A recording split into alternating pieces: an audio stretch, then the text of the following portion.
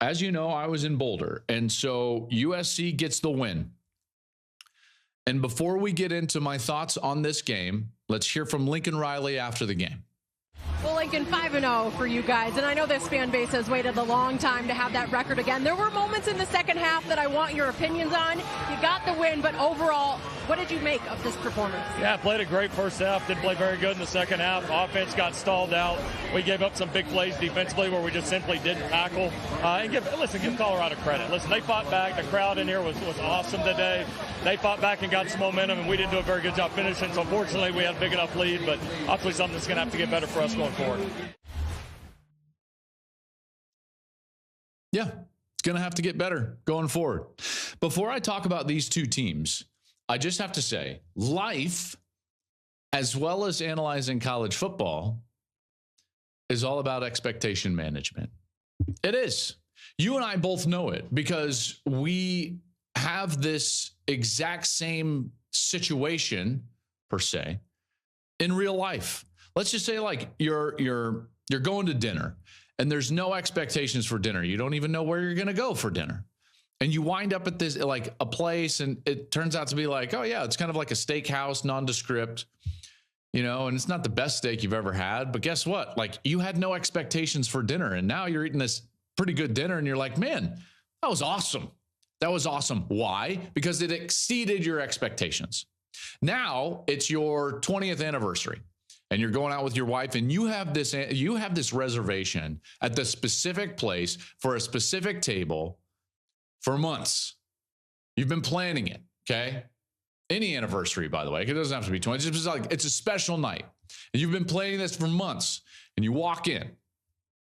Table that you wanted, not ready. But they'll seat you at another table. And by the way, your table that you're seated at, probably just fine. But not the one you wanted. Then the dinner is just like not quite cooked the way you want it. Still really good. Still probably one of the best restaurants in town, but just wasn't up to your expectations. Guess what? You're going to feel very differently about that night than the night when you had no expectations and you went out and you got a dinner that was equal or even lesser to the one where you had high expectations. Well, this is the exact way that we're going to view these two teams after this game. Everything that we now talk about with USC and Colorado, with this game in the rearview mirror, is about expectation management, okay? What is the expectation for USC? The expectation for USC is to win the Pac-12, go to the playoff, and compete for the national championship. In light of that expectation, Saturday was a massive disappointment, even in a win. And we'll get to all of that. If you're Colorado, what is the expectation? Man, a bowl would be incredible. It's already kind of icing on the cake. Everything that we could have hoped for has already come true. Yeah, Oregon was a speed bump, but man, did you see how well we played in the second half against USC?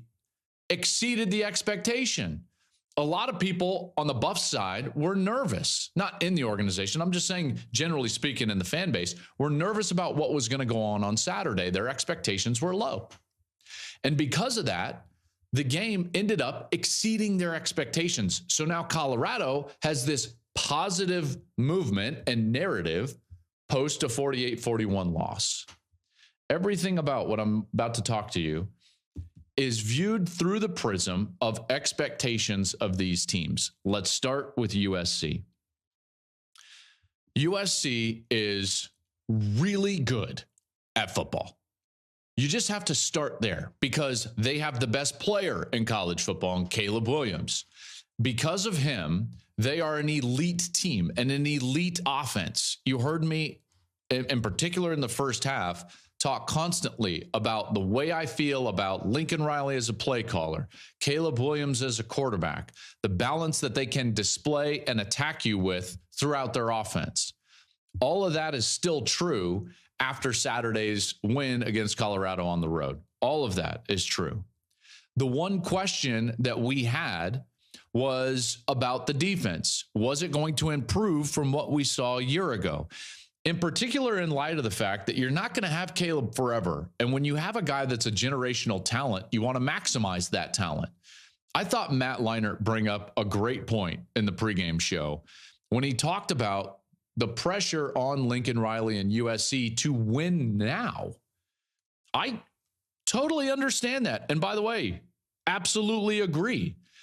Because next year, it's not going to be this way. You don't have the best player in college football at quarterback next year. I mean, maybe one of these young kids will be really good, but we don't know that. Do we expect Lincoln Riley to always have good quarterback play? Yes. Is it going to be Caleb Williams great? I doubt it. This is one of the best players I've ever covered. In fact, I do think he's the best player I've ever covered at this position. There are very few weaknesses in Caleb's game. He does everything well. And I brought this up on the broadcast. Let's just put it in scouting terms. Let me talk about like the 5 things that I evaluate when I'm looking at a quarterback. Number 1, his arm talent. Does he have a requisite arm? Obviously, that's true. It's an elite arm.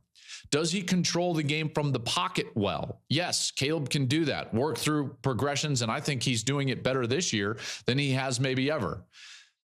Does he attack the defense and threaten them with his legs? Yes, and he's not even the fastest guy, but he's got the suddenness and the quickness in order to attack and really threaten the defense with his legs. Can he create? And that's an obvious one. When he's outside of the pocket and keeping his eyes downfield, he can create and attack and hurt the defense in so many ways just off schedule. And then the last one is his mind. I believe I said that right. I was not keeping track, but is the guy smart enough from a schematic standpoint, from a football IQ standpoint, from a situational awareness standpoint to be elite? He's the only player that I've evaluated at this stage in their career, by the way, that is great to elite. So when I'm like on a scale of basically 6, sometimes 7, I like to use 6. I don't like to use 1 to 10, but up to 6. Like he is a 5 or a 6 in every category. No quarterback that I've ever covered in college football is a 5 or 6 in every category. So because of that, USC is under an immense amount of pressure to succeed now. And that's why Saturday was a massive disappointment. It's because that defense played basically exactly what they did last year, exactly how they did last year. Colorado scored 41 points over the last 3 quarters, 27 in the second half. They scored a touchdown on 4 of their final 5 drives. When you look at the statistics, last year, USC, not even close to good enough. Not even close to good enough. Even though they were 1 game away from winning the Pac-12 and going to the playoff, they were so far away in that game, it was obvious that they had to get substantially better. They were a bad defense a year ago, statistically speaking. And we talked about on this program, all they needed to do was become average, maybe even good, and then you were going to have something this year. Last year, they were 94th in scoring defense and 105th in total yards per game. This year, better in scoring defense. And so listen, there is part of this that like, do they have more potential? Yes, they have a higher ceiling on defense, but they're still 63rd in the country in scoring defense and 103rd in total yards per game. And they haven't even faced close to the meat of their schedule. Not even close. Remember, they got through the entirety of the season last year and finished 105th in total yards per game. You look at what they just faced. They didn't face anybody from an offensive standpoint until Colorado, and they're now 103rd in total yards per game. That's alarming. That's alarming, and that's why Saturday was so disappointing, in particular off of the back of what we saw in the ASU game. Now, to give them the benefit of the doubt, and all these teams that went on the road and won, you know, whether it was Notre Dame or Georgia or even Michigan, I know they housed them, but like you look at these road teams in college football, it is difficult, and they did just win 2 league road games back to back. One late on a Saturday, one early on a Saturday, right? So you got the late finish, you have to fly home, then you got the early kick after you fly out. That's a tough short week on them, and they were able to get 2 wins. However, they have not faced the meat of their schedule. They're 103rd in total yards per game. That's not good enough. You look at what they did against the run and what they did or lack thereof in the passing game, in the pass defense. Folks, Colorado was a non-existent run team until Saturday when they faced USC. They were running the ball for like barely over 50 yards a game and couldn't do anything from a yards per carry perspective. One of the worst in the country. And they rolled out there, and for a majority of the game, they were running it for 5 yards a carry, in particular when you take sacks out. I'm like, whoa, how did that happen? Then Shadur got loose, and he finds true freshman Omarion Miller. These guys go off. He's bringing them back. And like the passing defense, where was it? And now look at their schedule. They're going to face teams that run the ball better than Colorado and throw the ball better than Colorado. Due respect to Shadur and Colorado, Washington can flat sling it. Michael Penix and those wide receivers for Washington is a better passing attack than Colorado, at least at this point, in large part because they're just better up front. So it's harder to get to the quarterback. Those wide receivers are NFL talent on the outside. By the way, Oregon can throw it around a little bit as well. Then you're going to have to also face the run game of Utah, Notre Dame, Oregon in a large respect, and UCLA. Man. So you come out of this game, if you're a USC fan, and it's like, okay, and I talked about this with Florida State, and I made this analogy. I said, caution lights on the dashboard. There are caution lights on the dashboard going off for USC, and it's because of the expectation. The expectation is that you go to the playoff. The expectation is that you compete for the national championship. And over the last 2 weeks, the defense didn't play to that level. To their credit, they all admit it. No one's burying their head in the sand, whether it was players or Lincoln himself. They didn't bury their head in the sands. They said, no. We have to get better, and we know that. And from that standpoint, it's at least a positive, you would have to say. Now, there's one other element to this that we have to talk about. And we have to talk about it because over the 7 years that Lincoln Riley has been a head coach, this is the common theme. This is the common theme. In fact, when you look at the statistics, Lincoln's defenses are all eerily similar. Eerily similar, going back to his OU days.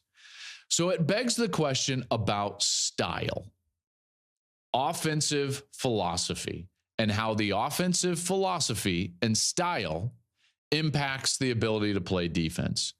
Now, this is obvious for teams like Michigan, who are going to protect their defense at all costs. This is obvious for a team like Iowa, that in large respect is great statistically on defense because their offense protects them.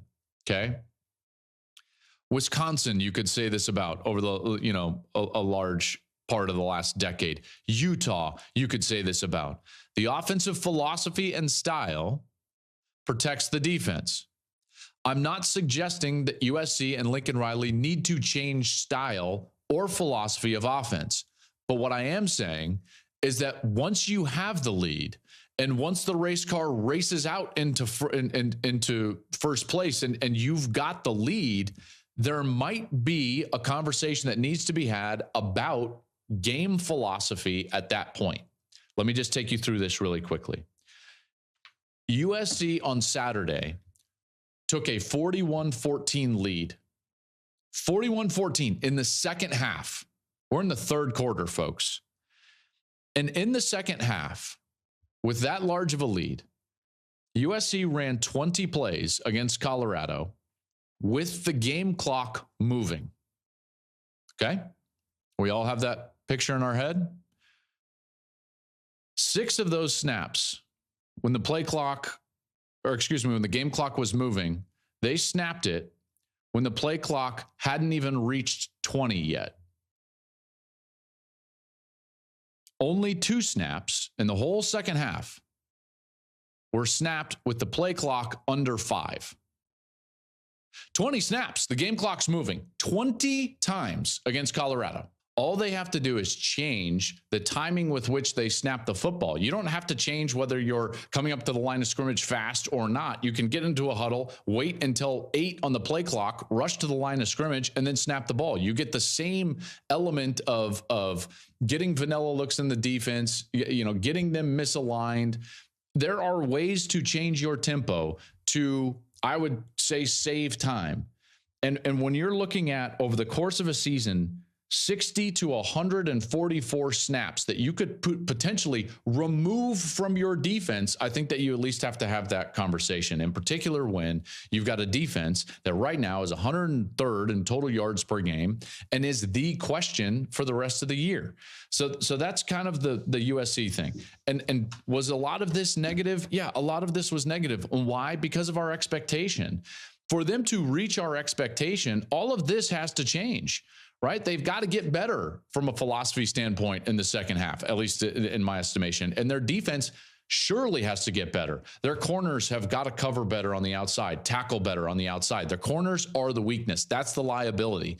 I think they're decent up front. They're decent at linebacker. They're decent at safety. The corners are a liability, which scares me for teams like Washington and Oregon.